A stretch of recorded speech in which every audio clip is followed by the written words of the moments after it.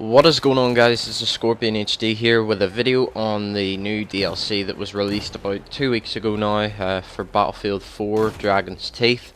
I obviously have had a bit of time to play it now, and I wanted to kind of, I don't know, give you my thoughts and opinions on this particular DLC, and also kind of update you on the current situation with the game in regard to the things like launch problems and stuff like that. Alright, so with this DLC comes 4 new maps. They go by the names of Sunken Dragon, Pearl Market, Lumphini Garden and Propaganda. They're set in sort of the Far East anyway, in Asia.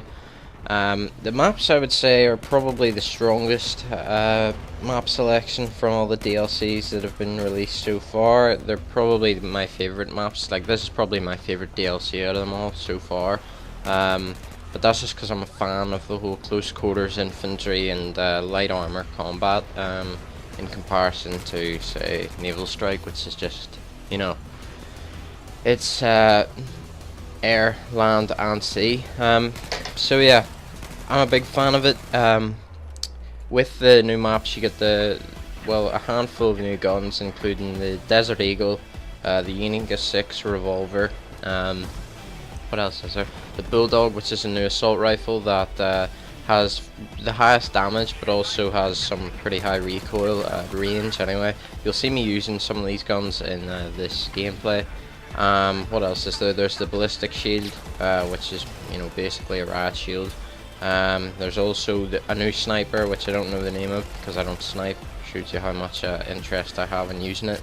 There's also the MPX, which is a new PDW, which I think is quite good from, you know, gameplay I've seen of it, but I haven't got around to unlocking it yet.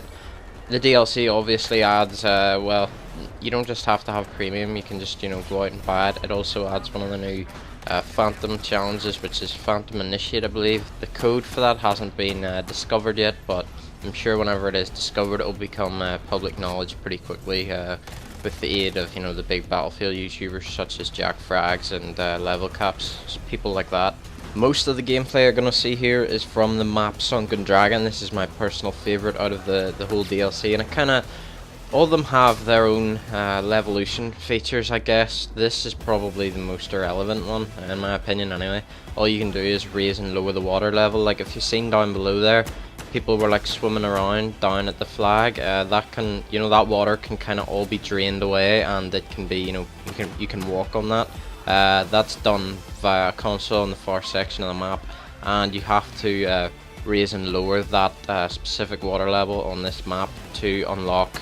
I think it's the, yeah, it's the Unica 6, and then yeah, you have to unlock the Unica 6 and do stuff with it before you can unlock the Desert Eagle. So pretty much everyone is going to want to do that at some point, so I thought that would be kind of a good thing to throw into this video.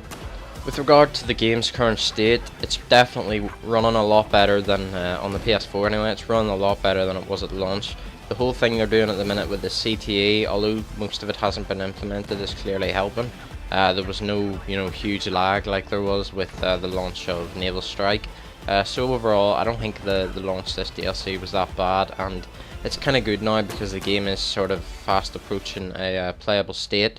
And with the news that Battlefield Hardline has been delayed until early next year, I think it is, it also means that this game's lifespan is going to be increased by, you know, a good few months, which is good to hear, and it means people get to experience, hopefully, if it is a month, or not a month, a year later, what Battlefield 4 was meant to be whenever it came out.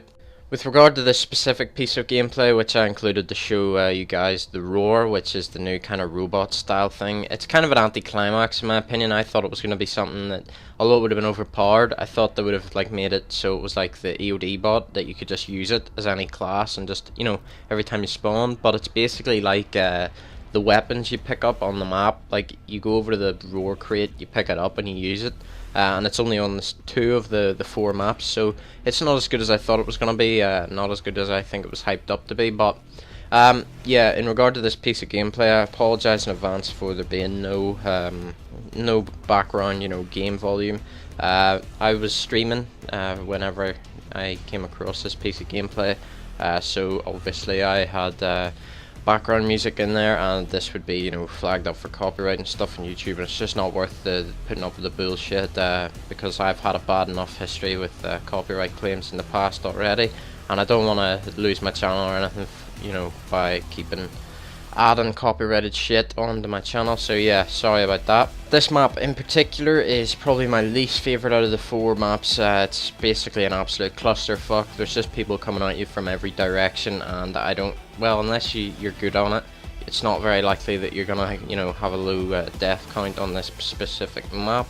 But overall, yeah, I think the DLC is a strong one. The game's situation and all that, and the netcode is definitely improving. You still get killed while you're around corners, which is pretty frustrating, but at the end of the day, you know, there are improvements being made, which is good to see.